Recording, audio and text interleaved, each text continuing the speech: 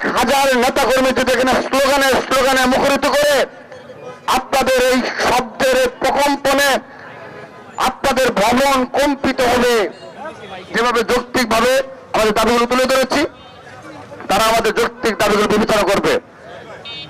আমরা আজকে তাদের সেই আশ্বাসের প্রতিফলন দেখতে চাই, বাস্তবায়ন দেখতে চাই। সেজন্যই আমরা দ্বিতীয় দিনের মতো এখানে ছাত্র দলের পক্ষ থেকে আবারও ঘেরাও কর্মসূচি পালিত হচ্ছে।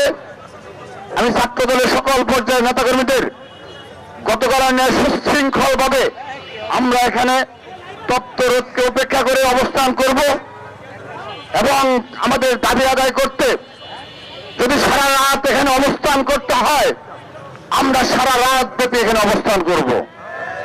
কিন্তু আমরা আজ আমাদের দাবি আদায় ব্যতীত আমরা এখান থেকে ছেড়ে যাব না।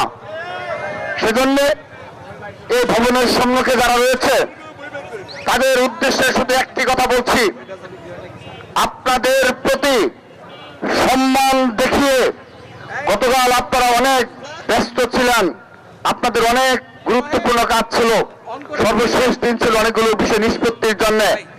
সেজন্য আমরা আমাদের ছাত্র দলের নেতাকর্মীদের স্লোগান দিতে নিষেধ করেছিলাম। কারণ আপনারা অবগত থাকবেন, এই বাংলাদেশ জাতীয়তাবাদী ছাত্র দলের বিগত 15.5 বছর ঢাকার রাজপথে সকল ক্যাম্পাসে আমরা চেষ্টা করেছি আমাদের এই ছাত্র দলের পতাকা উঁচু করে ধরে রাখার জন্য।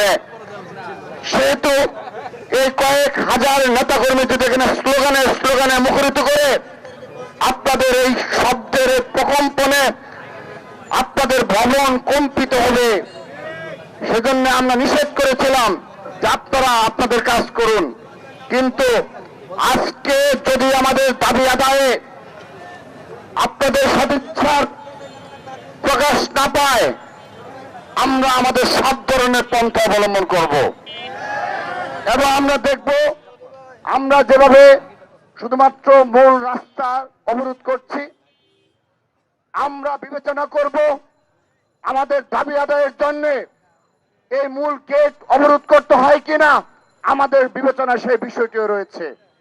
সেহেতু অনুরোধ জানাচ্ছি, আপনারা দয়া করে আপনারা যে কথা দিয়েছেন অবশ্যই আজকের দিনের মধ্যে এই বিষয়ে আমরা আমাদের ফলাফল চাই এবং আমরা সুষ্ঠুভাবে আগামী 22 জানুয়ারি থেকে আর মাত্র 3 দিন পর থেকে আগামী 22 জানুয়ারি থেকে আপনাদের নির্ধারিত সময়ে পুরো বাংলাদেশে আমরা বাংলাদেশ জাতীয় ছাত্র দল নির্বাচনী কার্যক্রমে অংশগ্রহণ করতে চাই। সেজন্য আজ আপনারা সেই সমাধান দিবেন সেই প্রত্যাশা ব্যক্ত করছি এবং সবাইকে সুশৃঙ্খলভাবে আজকের এই কর্মসূচি সফল করার অনুরোধ জানাচ্ছি। সবাইকে ধন্যবাদ।